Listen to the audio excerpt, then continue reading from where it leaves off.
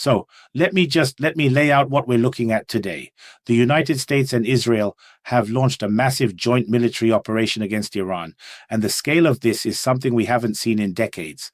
Iran fired back, and not just at Israel, at American bases across the entire Middle East, from Qatar to Bahrain to Abu Dhabi. Gulf states that thought they were safely on the sidelines are now hearing explosions in their own cities. The oil markets, the Strait of Hormuz, everything is on the table right now. Then there's the question nobody in Washington wants to answer. Is this even legal? Congress found out about the strikes from their morning news feed. Britain's Prime Minister is calling for diplomacy while bombs are already falling. And I've saved something for the very end of the show that is honestly almost poetic in its irony.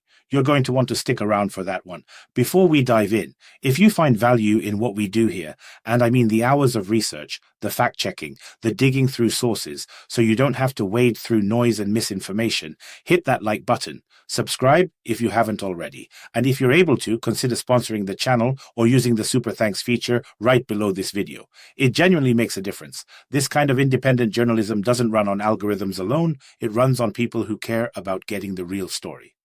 All right, let's get into it. The United States and Israel have launched coordinated airstrikes against Iran. The operation is called Epic Fury, and the way it was announced tells you almost everything you need to know about where we are in history right now. Trump addressed the nation from Mar-a-Lago. No tie, white baseball cap with USA on it, standing there like he's about to tee off at the 9th hole, except he's announcing what he called major combat operations. The targets: Iran's nuclear program, its missile infrastructure, its naval forces. He said, and I'm quoting him directly here, this regime will never obtain a nuclear weapon.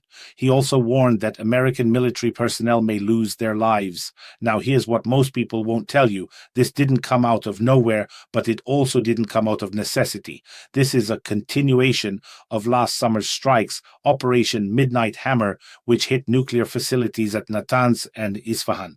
Experts assessed at the time that Iran managed to partially rebuild those programs. But, and this is crucial, there was no imminent nuclear threat from Iran. None. Negotiations about the nuclear program were still ongoing in Geneva as recently as 2 days ago. 2 days. According to Bloomberg, the U.S. and Israel had been planning this operation for weeks while simultaneously conducting diplomatic talks through Oman. Let that settle for a moment. Diplomacy in one hand, bombs in the other. And then there's what Trump said directly to the Iranian people. Stay home. Bombs will be falling everywhere. When we're done, take power into your own hands. This is probably your only chance for generations. To the Revolutionary Guard and police, the message was simpler. Lay down your weapons and receive full immunity or perish. Declaring a war through a social media post, standing in a baseball cap with no tie, that is without question a new chapter in presidential diplomacy, one the whole world was apparently just waiting for. Secretary of State Rubio, by the way, did manage to brief the Gang of Eight, congressional leadership, on Tuesday. He reached 7 of the 8 members, 1 hour. That was the extent of congressional involvement before the bombs started falling. But hold that thought, because we'll come back to Congress in a moment. Now, if you think Iran just sat there and took it, you haven't been paying attention. Iran's response was fast, faster and broader than anything we've seen from Tehran in previous confrontations. They launched missiles and drones at American bases in Qatar, Bahrain, Kuwait, and Abu Dhabi. They struck Israel simultaneously. Saudi Arabia intercepted Iranian missiles aimed at Riyadh and the eastern province. And if you're wondering why the eastern province matters, that's where Aramco's largest oil facilities sit. One person lost their life from shrapnel in Abu Dhabi. Israel declared a state of emergency. Residents of Tel Aviv sheltered in bomb shelters. Sirens sounded across the country. Israeli military officials said approximately 40 missiles reached Israeli territory, the rest intercepted. Prime Minister Netanyahu warned of, and I'll use his words, difficult days ahead. Airspace over Iran, Israel, and the UAE has been shut down. The strikes are ongoing, and analysts are saying this is only the beginning because Iran still has cruise missiles, ballistic missiles, and drones in reserve. For the first time in decades, Iran managed managed to send residents of Dubai running to supermarkets to stock up on food, an achievement, as someone put it, that no social media influencer ever managed. And here's where things shift in a way that should unsettle everyone, not just in the Middle East, but globally. Stay with me on this. For the Gulf states, this is unprecedented.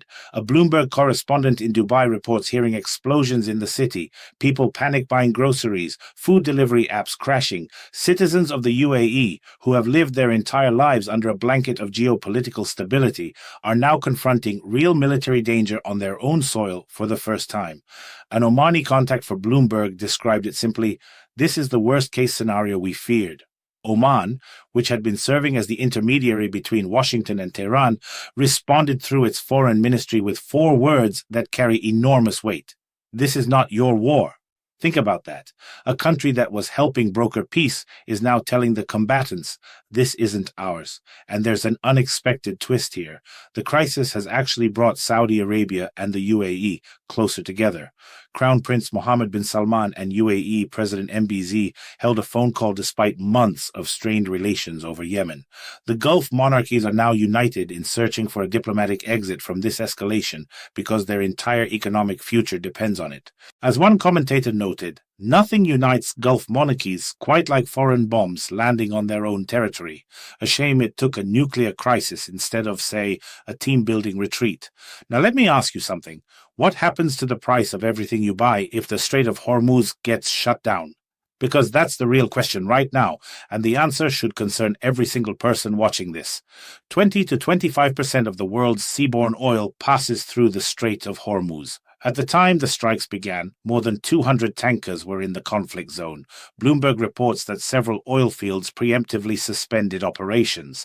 Now, Iran accounts for about 5% of global oil production. That's significant, but replaceable. But here's the thing most coverage misses. If this conflict widens, we're not talking about 5%. We're talking about a third of the world's oil supply because Saudi Arabia, Iraq, Kuwait, and the UAE all ship through that same strait. Even if OPEC Plus raises production quotas, that additional oil physically cannot leave the region if the strait is blocked. An OPEC Plus delegate has already floated the possibility of increasing output in response. And here's the paradox that should make you nervous. Oil closed on Friday at $71 a barrel. That's lower than the $85 it was trading at when Hamas launched its attack on October 7, 2023. The market has apparently grown philosophical about Middle Eastern instability, but a physical disruption to supply, tankers unable to move, that is an entirely different story. The oil market is calm right now, while tankers queue up at a choke point that could become the most expensive dead end in maritime history at any moment. If you think this doesn't affect you, wait until you see your grocery bill next month. And if you're finding this analysis useful, drop a comment below. Tell me what you think about where this is heading. Hit subscribe if you want to stay informed as this develops, because things are moving fast and I'll be covering every turn. Now, let's talk about the question that everyone should be asking, but almost nobody in power wants to answer. What happens next? What's the end game? John Bolton, the former U.S. ambassador to the United Nations and a longtime Iran hawk, supports the objectives of the operation. But even Bolton has serious concerns. He is troubled by the fact that Trump essentially issued a challenge to the Iranian people rather than extending cooperation. The phrase, "Now you have a president who gives you what you want, let's see how you respond." That sounds like an ultimatum, not a coordinated strategy with opposition forces. Bolton warns that without engaging opposition leaders, without working to fracture the regime's elites, airstrikes alone will not produce regime change. We learned that lesson last summer. The strikes were tactically successful, but the regime survived and rebuilt. Bolton fears that in 2 or 3 days, Trump will declare victory and shift responsibility onto the Iranian people. As he put it, this is not a one-time operation. If the regime does fall, the most likely outcome, according to Bolton, would be a temporary secular military government, not the Revolutionary Guard, but the regular army, which could then oversee a constitutional process. But here's what Bloomberg's analysts point out, and it's uncomfortable. When foreign powers bomb a country, the population typically rallies around its government. They don't rise up against it. They close ranks. Trump already promised Iranian protesters that help is on the way once before. Tens of thousands lost their lives without ever seeing that help arrive. Apparently what he meant by help was, well, Bombs.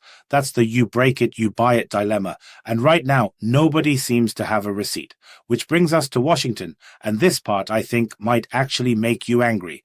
Congressman Jake Auchincloss, a Democrat and Marine reservist, has called Trump's actions illegal. Under the War Powers Act, the president can deploy armed forces only in response to an imminent threat to U.S. territory.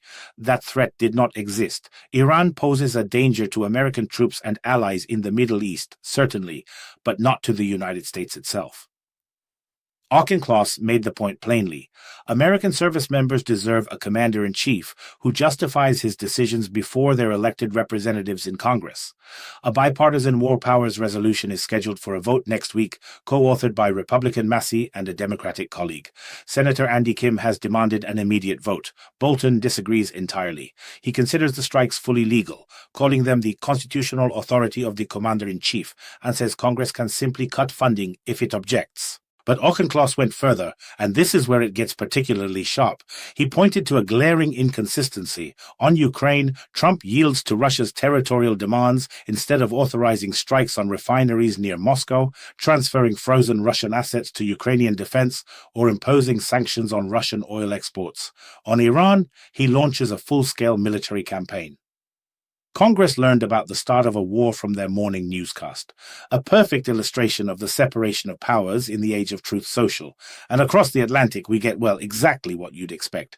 British Prime Minister Keir Starmer condemned Iran's retaliatory strikes against countries that aren't even parties to the conflict. He affirmed that Iran must never obtain nuclear weapons. London has bolstered its defensive capabilities in the region. Starmer called for a, quote, return to the diplomatic process and the protection of civilian life.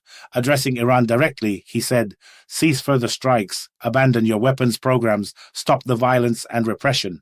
London also reminded everyone that the Iranian regime is behind more than 20 potentially lethal attacks on British soil in the past year alone, targeting dissidents and the Jewish community. The British Prime Minister calling for diplomacy when bombs are already falling is, let's be honest, a classic "let's talk about this," delivered from a safe distance of several thousand kilometers. But that's what allies do, apparently. They express concern. Firmly. Now.